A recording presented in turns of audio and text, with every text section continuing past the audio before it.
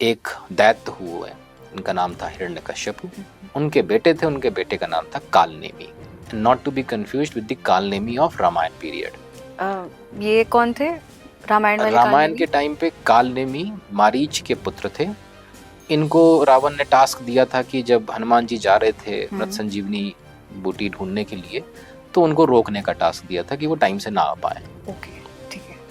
और हमारे पूरे स्क्रिप्चर्स में अलग अलग कालखंडों में कई कालनेमी हुए हैं। ये वाले हिरण्यकश्यप के पुत्र थे, उनके 6 बेटे थे, पुत्र थे, जिनको षडगर्भ का नाम से, छहों के छहों को एक ही नाम से जाना जाता था, षडगर्भ।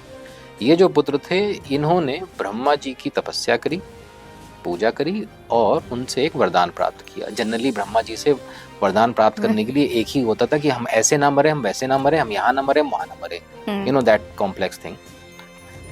जिस बात से हिरण्यकश्यप काफी खफा हो गए। उन्होंने कहा, क्योंकि वो मानते थे कि वही सबसे ऊंचे हैं, शक्तिशाली हैं, तो तुम्हें पूजा ही करनी थी तो मेरी करनी चाहिए थी, तुमने अपने दादा की पूजा करने की जगह पे ब्रह्मा जी की पूजा करी।